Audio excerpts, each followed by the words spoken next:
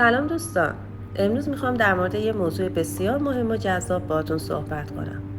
موضوع 7 عادت مردمان مؤثر از کتاب استفان کاوی که مثل یک راهنمای دقیق برای ساختن یک زندگی موفق و پرمعناست. داشتن هدف تو زندگی مثل داشتن یک نقشه برای یک سفر طولانیه. مثل چراغیه که مسیر پیش رو روشن میکنه. به آدم کمک میکنه بدون قراره به کجا برسه و چطور به اونجا برسه. اگه نقشه نداشته باشی ممکنه وسط راه گم بشی یا اصلاً به مقصد نرسی. بدون هدف مثل مسافری هستیم که بی جهت دور خود میچرخه و ممکنه آدم به کارهای بی اهمیت و وقتی مشغول بشه. کتاب 7 عادت مردمان مؤثر نوشته استفان کاوی یک راهنمای عالی برای ساختن یک زندگی موفق و هدفمنده. در واقع مانند قطب‌نماییه که جهتمون رو به سوی موفقیت نشون میده. این کتاب با 7 عادت مهم کمک میکنه زندگیمون رو طوری بسازیم که با اهدافمون همسو باشه و به موفقیت واقعی برسیم. عادت اول، فعال باشید. اولین قدم برای موفقیت اینه که مسئولیت زندگی خودمون رو بپذیریم. به جای اینکه همیشه به شرایط بیرونی واکنش نشون بدیم، باید خودمون دست به کار بشیم. تصور کن توی قایقی نشستی و جریان آب داره تو رو به هر طرفی میبره. اگه فقط بشینی و هیچ کاری نکنی، آب تو رو هر جا که بخواد میبره. ولی اگه پارو بزنی، میتونی کنترل قایق رو به دست بگیری و به سمتی که میخوای بری. مثل ناخدایی باشین که قایق زندگیش رو خودش هدایت میکنه، نه مثل برگ خشکی که با باد به این سو و اون سو میره.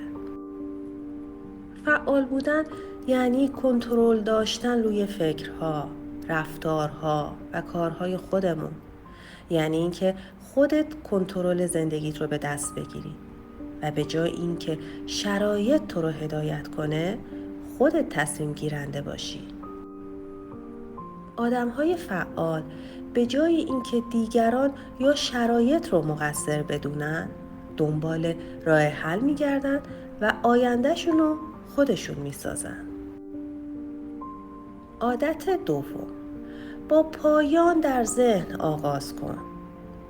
باید از همون اول بدونیم که دقیقاً چی می‌خوایم.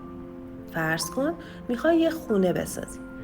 اگه قبل از شروع کار بدونی که دقیقاً چه خونه‌ای می‌خوای، خیلی راحت‌تر میتونی برنامه ریزی کنی و قدم به قدم جلو بری.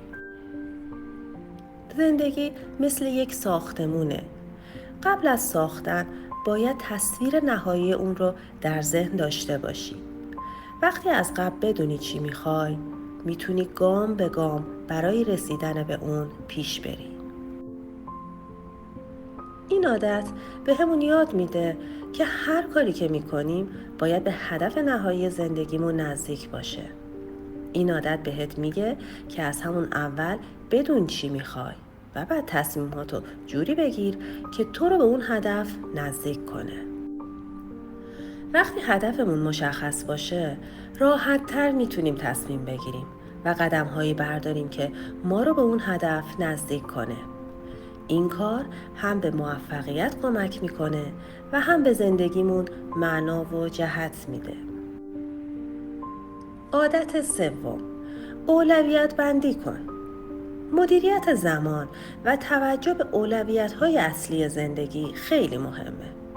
این عادت کمک میکنه بفهمیم چی مهمه و چی فوری. به جای وقت گذاشتن روی کارهای بی اهمیت، تمرکزمون رو روی کارهایی بذاریم که مستقیم به هدفمون مربوط میشه. افراد موفق یاد گرفتن که همیشه اول کارهای مهمتر رو انجام بدن. تصور کن یه لیوان داری که میخوای پرش کنی. اگه اول سنگ‌های بزرگ رو بذاری داخل، بعد میتونی جاهای خالی رو با سنگ‌های کوچیک پر کنی. ولی اگر اول سنگ‌های کوچیک رو بریزی، دیگه جایی برای سنگ‌های بزرگ نمیمونه. این عادت بهت یاد میده که اول کارهای مهم و بزرگ زندگیت رو انجام بدی و بعد برای بقیه چیزها وقت بذاری.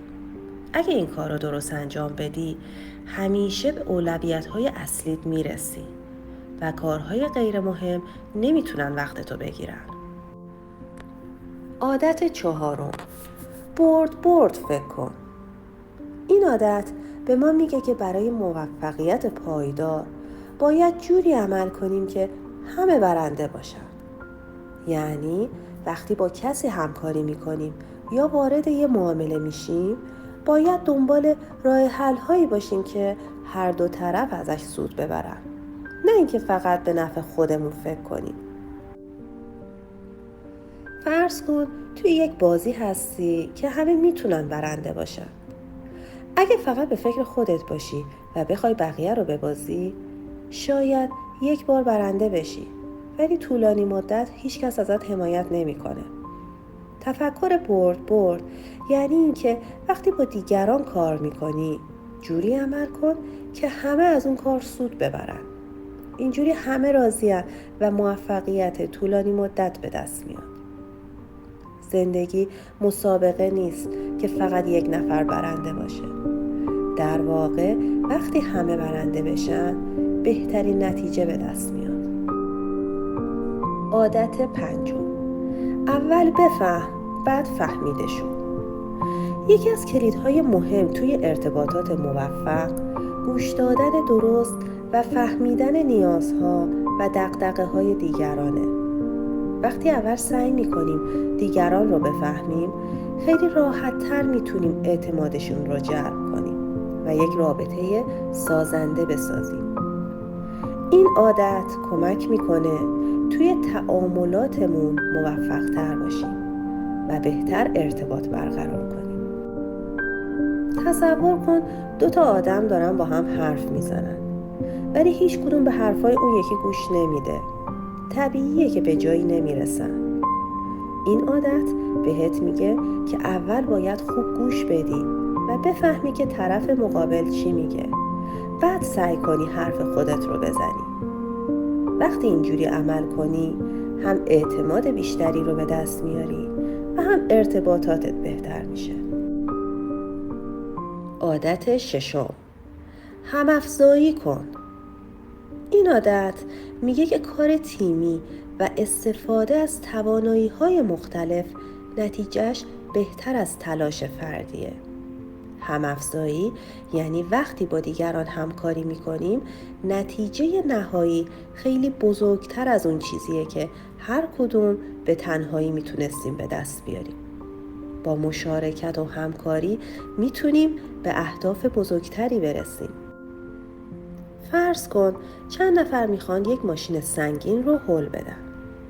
اگر هر کدوم به تنهایی سعی کنن، موفق نمیشن. ولی اگر همه با هم همزمان هل بدن، ماشین حرکت میکنه. نتیجه‌ای که با همکاری به دست میاد خیلی بزرگتر و بهتر از تلاش فردیه. با همکاری میتونید به اهداف بزرگتری دست پیدا کنید. عادت 7، اره را تیز کن. فرض کن یه اره داری و میخوای یک درخت رو ببری.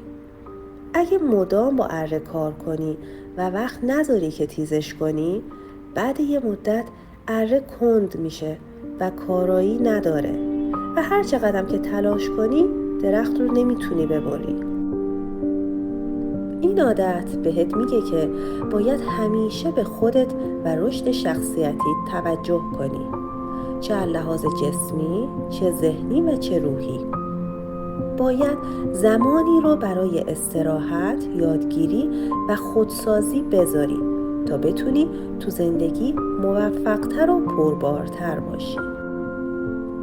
این عادت به ما میگه که باید هم از جسممون مراقبت کنیم، هم از ذهن و روحمون. این کار باعث میشه تعادل خوبی بین کار و زندگی داشته باشیم و همیشه انرژی لازم برای رسیدن به هدفهامون رو حفظ کنیم. میگن راه موفقیت پر از پیچ و خمه، ولی با نقشه خوب به مقصد میرسی.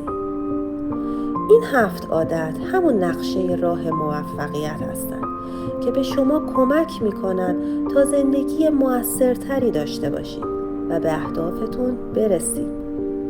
با استفاده از این عادتها میتونین مسیر زندگیتون رو به سمت رشد و موفقیت هدایت کنید.